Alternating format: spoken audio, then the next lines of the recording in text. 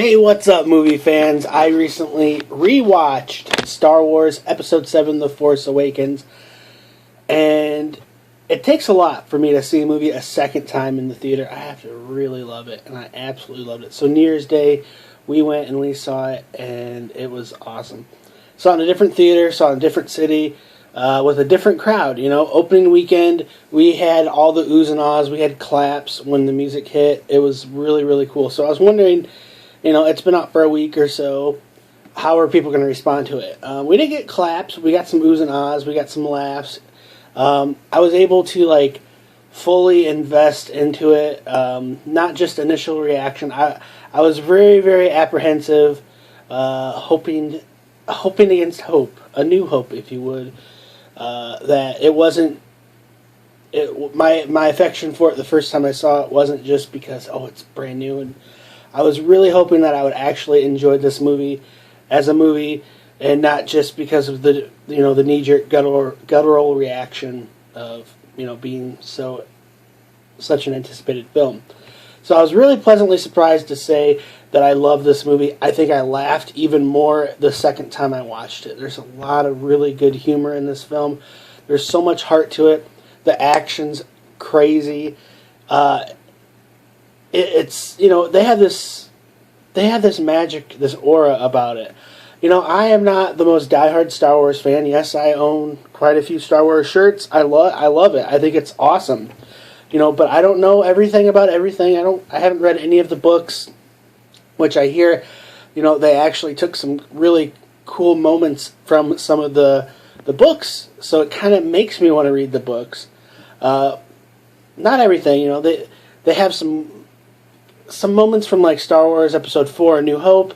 They kind of bring it in here. There's similar plot points, but it's kind of the best plot points from the previous films, minus kind of the stuff you didn't like from Episodes 1, 2, and 3, that a lot of people didn't. I am of the mindset that I actually enjoyed every Star Wars film so far. George Lucas, was given an impossible task to write sequels to Star Wars. Star Wars is classic. You got Jedi and you got Empire. Each preceding film, he had this huge task to make a better film. With this, J.J. Abrams had just as much, if not more, pressure, because it has been 13 years or so since 10 years or so since the last prequel, and it's been, according to a lot of people, 30 years since the last good Star Wars film, not myself included. So he had a huge task ahead of him, and he absolutely 100% unequivocally delivered. I'm hard-pressed to find a better movie that didn't resonate with me more. I wouldn't consider my favorite movie of the year. I think this is probably my favorite movie of the year. It's so funny. It's so sweet. It has so much heart to it. It takes... I don't think you need to be this diehard fan. I went with my mom for the second time. I went with diehard fans the first time. I went with my mom, who's maybe seen Revenge of the Sith. That's it. Maybe she saw the other ones when she was a kid. She doesn't really remember that much. But, she cried in this movie. It affected her, in such a passionate way. She wants to go and rewatch the other one. So, that's awesome. I'm a casual fan. I'm in the middle. I've seen the other ones a few times. Laserdisc. Oh, yeah, I've got them on Laserdisc. When George Lucas said he wasn't going to put them on DVD, and then he did. Gotcha. So this film basically takes place 30 years after their resistance is forming.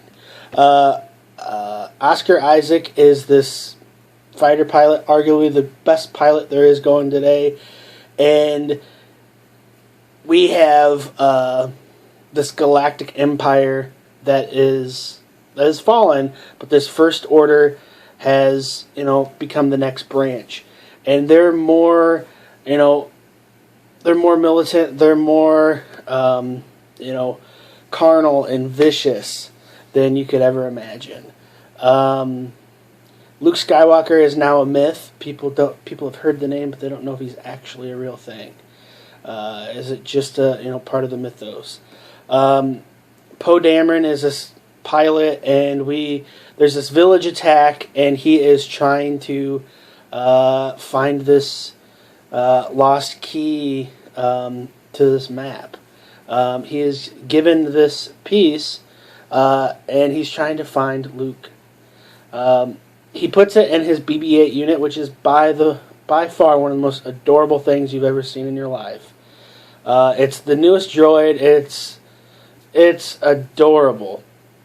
Just, he's so cute. And, Kylo Ren is the new bad guy, the new leader of this First Order.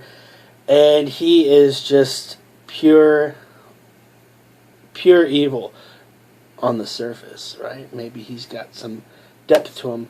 We find more and more out of this character. I gotta say, he's probably the coolest villain in history. I'm a Darth Maul fan. I love Darth Maul, and I love Darth Vader, obviously. But he's got to be one of the coolest villains in history. Just so much layers to this guy. I'm from South Bend, Indiana. Mishawaka, Indiana is where he was raised. Adam Driver, he does a fantastic performance in this film. Not just being biased because he's a local guy. I think it's just purely a really cool, awesome performance from him. You guys know the plot basically.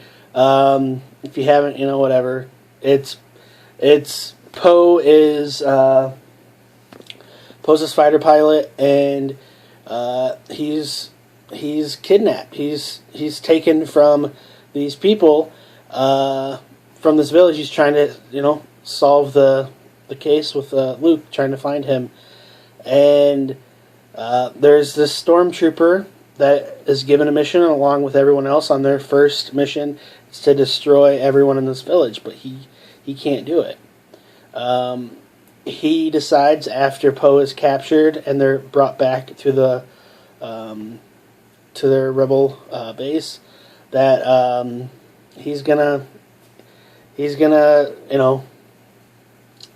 go against his orders and try and save Poe. So immediately we get this awesome bond that is it's reminiscent of Luke and Han in the original series, and it's fantastic right from the get-go. We get this incredible action sequence, one of the best flying scenes in history in the film series, and it's great. They crash land on Jakku, and we get to meet Rey. Rey meets up with Finn in BB-8. Finn is the new retitled stormtrooper, played by John Boyega, and John Boyega is phenomenal in his performance. His accent's perfect. You can usually tell when someone's given an accent that isn't their own, but he's phenomenal in it. We've got Daisy Ridley as Rey, phenomenal. She is the centerpiece of this film. Beautiful performance from her. They mesh so well together. And BB-8, I got to throw in him. It's great. Midway through the film, we get reintroduced to Han Solo, played by Harrison Ford, and we've got Chewbacca. Still funny, still doing things their own way and up to nefariousness. And they have this connection, and they need to team up and solve their problems together. Really a fantastic film. Harrison Ford gives a great performance. He's not just phoning it in. He's Han Solo. He's not Harrison Ford playing Han Solo. He is Han Solo. He is a pivotal part of this film, and him and Chewbacca have the same camaraderie, the same believability that you know and love them from 40 years ago.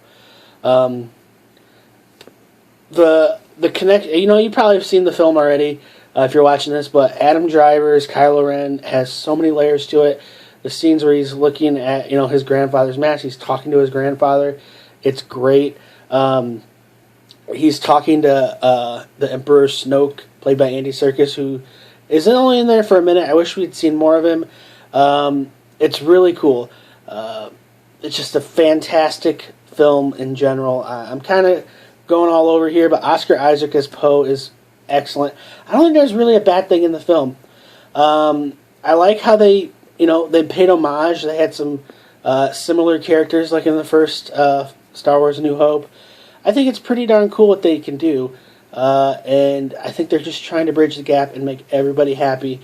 And the little things that people point and don't like, that's what's up. That's their issue to have. Scenes like where the Starkiller base, where they explode the 5 planets, I mean, that was gorgeous. Destruction it's done so well. The entire film is great. Carrie Fisher, you feel like her connection, Leia and Han, you feel the connection between these two. Yeah, I would love the, spoiler alert if you haven't seen it, they cut out the Luke scenes you see him talk in the trailer. He's only in the end and you see it pan around a couple times.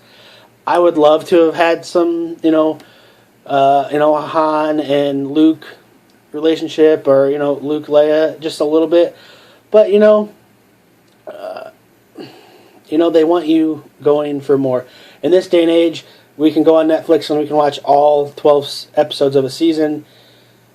Sometimes it doesn't happen like that. You know what I mean? We have to wait. You got to keep in mind we had to wait 4 years. Well, they had to wait 4 years in the 70s to the 80s. So, we got to wait 2 years. It's not as bad as 4 years. So check it out. It's a fantastic film. I want to say thank you to everyone who watches my videos. Please share, comment, subscribe at London Hawthorne. I have hundreds and hundreds of movie reviews on here. I have over 2,000 YouTube videos. Please check them out. Leave a comment. Let me know what you think of Star Wars. What's your favorite Star Wars film in the series? Thank you once again. Have a wonderful day. Let's talk movies.